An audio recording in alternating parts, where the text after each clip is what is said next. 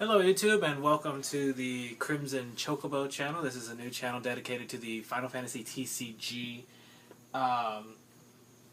card game that me and my girlfriend specifically, we have decided to make for North American players as well as European players if you guys watch YouTube. We're going to be doing deck profiles on this channel. If we make new decks or we make edits to our decks, we may take it to our our locals, and maybe do deck profiles of winners and people we play, and just to get to know the Final Fantasy community here in America.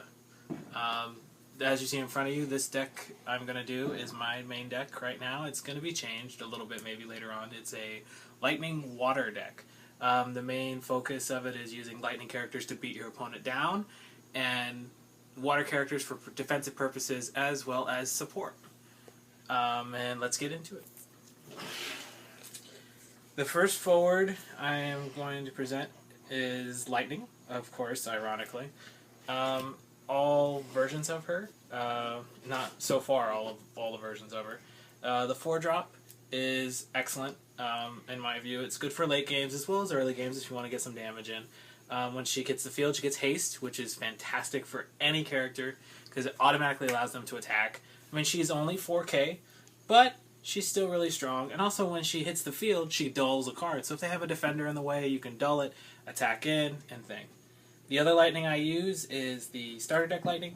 A lot of people give her crap because she's a starter deck card and she's not great, but my thing is, when she hits the field, she gets haste, and she's an 8K haste, and when she deals damage, she dulls, which is okay. I mean, it's good late game if you need something, just a beater or something.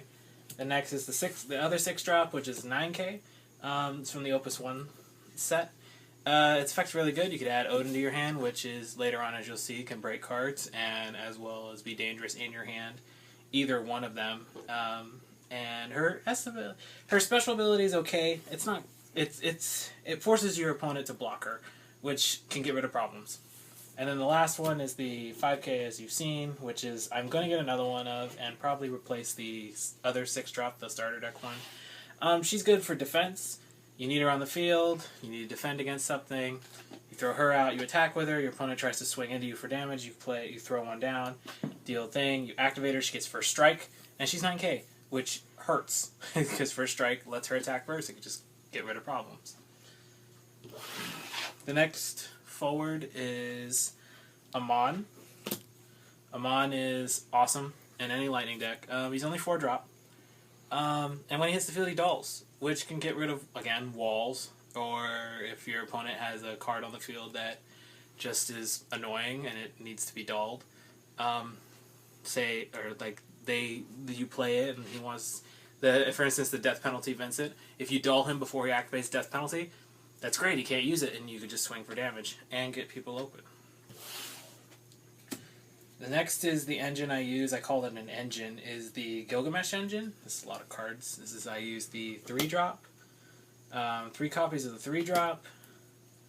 2 copies of the first 4-drop, and 3 copies of the 4-drop starter. The 3-drop Gilgamesh is great because he's a 3-drop 7K, which is excellent. It's about even too.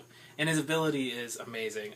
Gilgamesh Morphing Time, where his attack doubles, he gets first strike and brave, and he can attack twice. So if you need to push through something, play him, attack, now use his ability, he becomes a 14K wall, 14K beater that can't be dulled, and he can attack twice. So if your opponent has 2 cards on the field, and you say you need 2 points of damage, and you just need to, and you have him, and like 2 other cards, you can just go boom, boom, get rid of them because they're 14K coming in, or you can, if you need to get over a wall, you can use it for that too.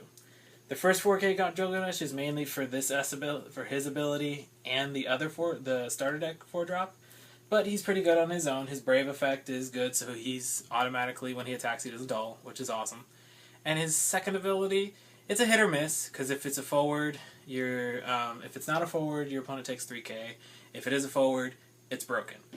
But, it's hit or miss. And then the third type I use is the 4-drop one. This one's good because it can't be returned to the hand, so it gets around summons like Leviathan that return cards to hand, or Yuna, not the summon, but the backup, which returns to hand. And also, It can activate. It can boost itself up by 1,000, and it doesn't have a cost. It says you can use it as much as you want.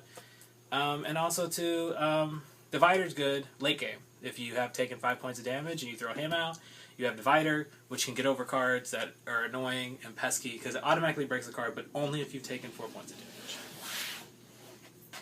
The next forward I use is Cloud of Darkness. It's a board wiper. Plain and simple, it wipes the board. There's not many of them in the game, besides her and Shantoto, which is an Earth.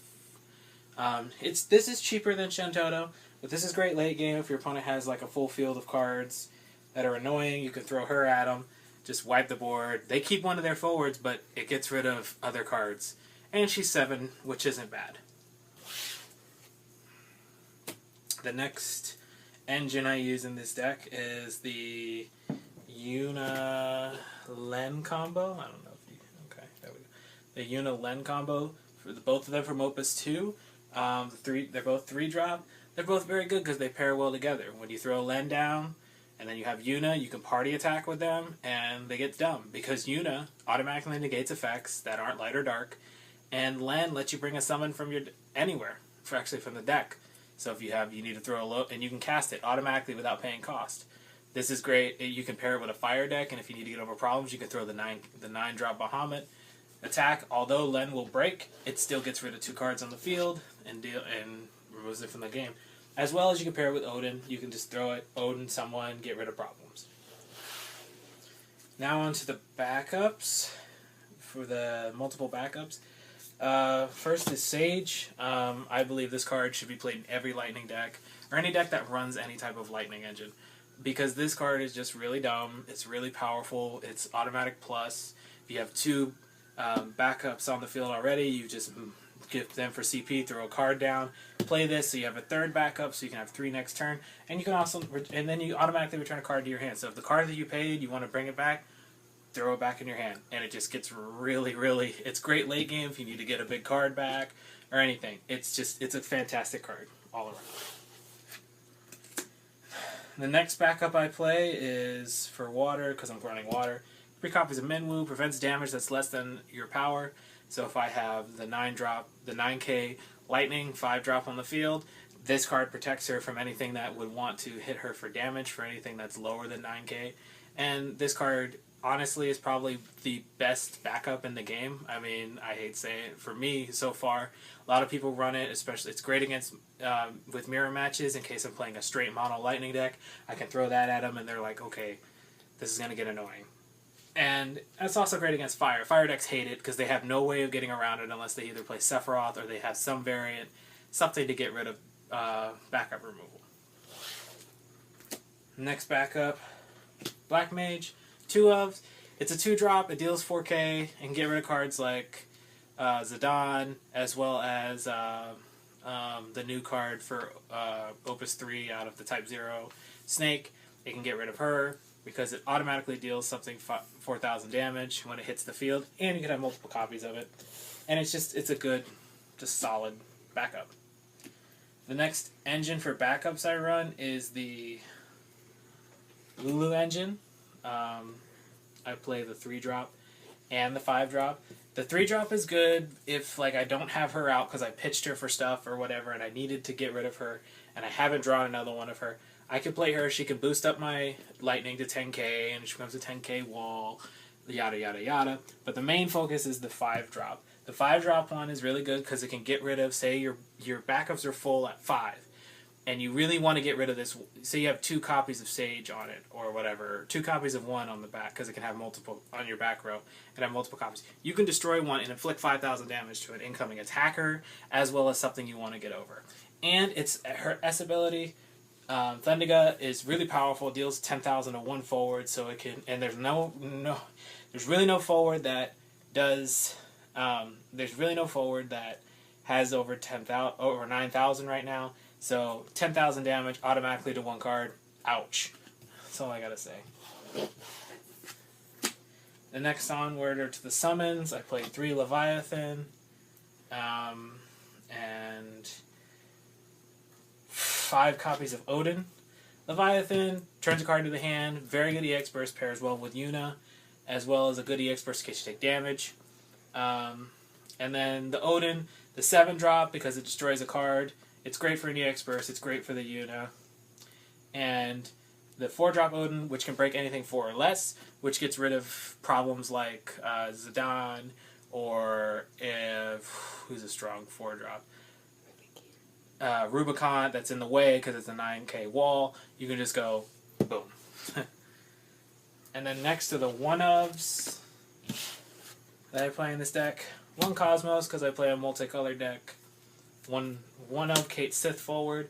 It dulls. It's a great EX burst. It's just it's necessary in most lightnings. 1 Waka to power up my water forwards. I want Yuna at 8k instead of 7k. Why not? 1 backup Yuna, the 5-drop. She's very good. Her EX burst can literally turn the game in your favor. You can get rid of a power card, return it to their hand, and once per turn when a card is destroyed, you can remove it from the game. This is a test card. It's Geomancer. I just want to see how it works because I could look, say I want to look and I have an Odin at the top. It's like, okay, I can take damage because then I can just hit her for damage. Or I have Leviathan. I can just throw it back to the hand, which I take damage. Another forward 1-of Exodeth. I'm trying this out as well, seeing how it works. It's great when you swing into your opponent. If your opponent does not block it, they can't use the EX burst, especially if they're very heavily reliant on it. It's very good because it says they can't use their EX burst effect, which is amazing. The next is a 4-drop Seymour. He's good for little cards. Cards like Zidane or what's the one called? It's the Capricious Thief. It's the little ones that are like thing. This card breaks them, and it just gets rid of just anything that's in the way. And then last but not least is Yagrash. I used to play 3, but now I'm playing it at 1 because I got too cloggy. And it's very good to protect Minwu. If you have this out and Minwu out, your opponent has a hard time, especially if they want to break a backup. Any effect damage automatically goes to him. It basically, if your opponent has 1 card that can remove a back row, they have to destroy him. And they waste it on him, and thus you keep Minwu, which turns the game in your favor. Well, that's it for my deck profile of my Lightning Water deck. There'll be changes coming to this deck eventually, once I get a little more money to pay for certain cards. But I hope you guys enjoyed, and I hope you guys subscribe. Thanks.